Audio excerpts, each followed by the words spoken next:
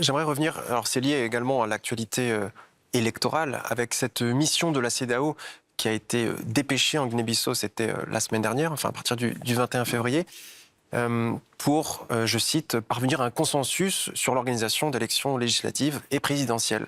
Ils ont dû partir précipitamment du pays. Pour quelles raisons? Comment ça s'est déroulé? Moi, je pense que c'était une mission qui a commis une grande erreur. Tu ne peux pas avoir un feu de route et sortir de ce feu de route. C'est comme une voiture. Quand tu sors d'un voie, tu vas cogner. Mais Guinée-Bissau, ce n'est pas un pays. Nous sommes un pays souverain. Et la commission de la CEDEAO, ce n'est pas souverain. C'est nous, les États, qui prenons la décision. Donc Guinée-Bissau, c'est un pays souverain. Mais le CEDEAO n'est pas souverain. Et alors cette commission, qui a décidé d'envoyer cette mission en Guinée-Bissau? Nous, pendant notre sommet, on a décidé, et moi-même j'ai donné mon accord, d'envoyer une mission en Guinée-Bissau pour venir voir qu'est-ce qui se passe. C'est normal. Moi, j'étais président en exercice. Donc, et cette mission est venue. Je l'ai acceptée, mais sur une condition, en respectant la loi et la constitution de Guinée-Bissau, qui est au-dessus de la CEDEAO. Ils n'ont pas fait ça, donc je les ai renvoyés. Et c'est ça, pour vous, la violation justement de la feuille de route, c'était l'élément essentiel? Absolument. Et ils sont partis loin. Ils n'étaient pas mandatés pour ça. D'accord. Et aujourd'hui, Monsieur le Président, on a vu quand même une CEDEAO qui a sanctionné certains États qui ne respectaient pas plus ou moins, eux, leur façon, peut-être leur vision ou leurs recommandations. Est-ce que vous ne craignez pas des représailles ou une pression de la CEDEAO? Moi? Oui, Monsieur le Président. Ah non. Contre la Guinée-Bissau, bien sûr. Non, ça, c'est pas possible. C'est pas possible, même c'est pas envisageable. Et ce n'est même pas sur la table pour discuter cela. Et moi, qu'est-ce que je fais? Je le fais en tenant en considération les principes même de la CEDEAO. Guinée-Bissau, c'est parmi les membres fondateurs de la CEDEAO. Et nous, la CEDEAO, c'est nous. Ce n'est pas des petits fonctionnaires qui vont venir dicter qu'est-ce qu'on doit faire. Non, non, ça, jamais. Avec moi, ce n'est pas possible. Et puis, ce n'est pas la première fois que les gens ont expulsé une mission de la CEDEAO, même une mission des Nations Unies. Parce que les pays sont souverains. Les Nations Unies, ce n'est pas une institution souveraine. C'est les États qui décident. Donc, tout ce qu'on fait, on le décide en collège. Voilà. La souveraineté, ce n'est pas un vain mot pour vous? Absolument. Pour moi, on ne se badine pas avec la souveraineté d'un pays. Voilà. Mais qu'est-ce qui explique donc, Monsieur le Président, vous l'avez dit, ce sont les chefs d'État qui décident, mais il y a une commission effectivement de la commission, c'est nous qui les mandate. Oui, mais justement... C'est la conférence des chefs d'État et de gouvernement qui mandate la commission. Et ce n'est pas à l'inverse. Non. Ce n'est pas à l'inverse.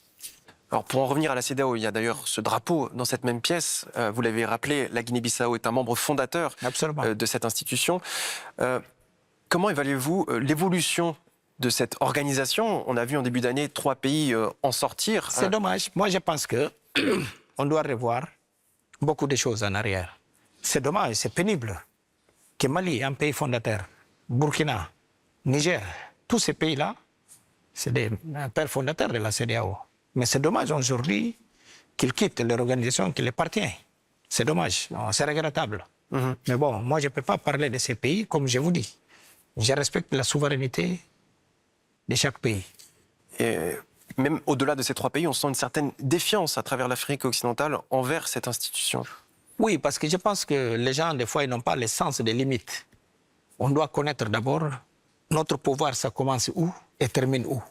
Si on a ce sens des limites, comme ça, on ne peut pas faire des... Vous pensez que les prérogatives de la CEDEAO n'ont pas été bien établies, peut-être? Oui, c'est une organisation qu'on doit calibrer. Mais on va les calibrer. Nous, les chefs d'État, on va les calibrer. On ne peut pas avoir des activistes au sein de la commission de la CEDEAO. Ah non, ça c'est inacceptable. Donc il faut revoir, il faut reformer, refonder effectivement la CEDEAO. Exactement, on ne peut pas avoir des activistes au sein de la CEDEAO. Mais qui les nomme ceux que vous considérez comme des activistes? Non, moi je sais qu'il y a beaucoup d'activistes au sein de la commission de la CEDEAO. Ça c'est inacceptable. Non, CEDEAO c'est une institution crédible. C'est une institution crédible. Mais c'est dommage qu'on voit est en train de s'effondrer. On doit le relever. Et avec quels objectifs doit défendre la CEDEAO? Et aujourd'hui, je pense que, bon, c'est très compliqué, la situation que nous tous on traverse, au sein de notre Union, et de notre zone qui coasse. Il y a beaucoup de coups d'État. Et la solidarité d'abord, c'est très important. Parce que si on n'avait pas géré ces situations de Mali, Burkina, le Niger, on n'aurait pas perdu ces 3 pays frères.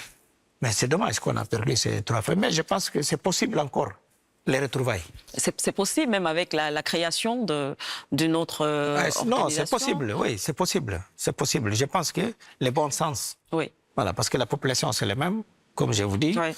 Et des fois, c'est une question d'incompréhension. Très banal. Justement, le malentendu, je pense que ça a été là. C'est quand il y a eu des menaces d'intervention armée, en Niger en particulier, et ça a braqué les dirigeants des pays concernés. Oui, mais même celle-là, c'est de notre faute. On pouvait utiliser notre stratégie, mais malheureusement. Mais aujourd'hui, je pense qu'il ne faut pas regarder à la rétroviseur.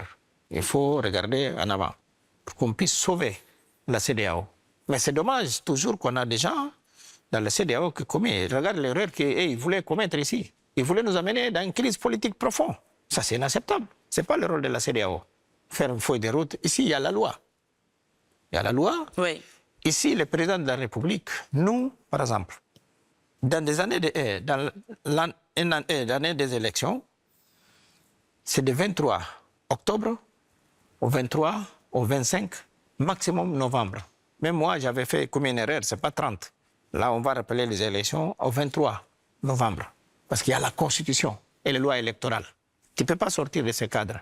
Même si tu prêtes le serment 1er janvier, ça termine ton mandat, mais les élections seront dans cette période. Parce que c'est la loi. C'est dans notre loi et dans la Constitution de la République de Guinée-Bissau. Voilà. Et ce n'était pas mon cas. Moi, j'ai gagné les élections avec une contestation.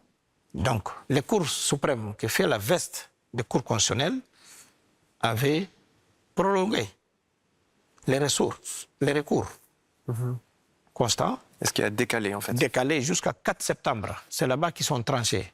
Et à partir de cela, même les partis contraires m'avaient demandé d'aller prêter les serments. J'ai dit jamais, je n'aurais pas fait ça, je suis déjà là.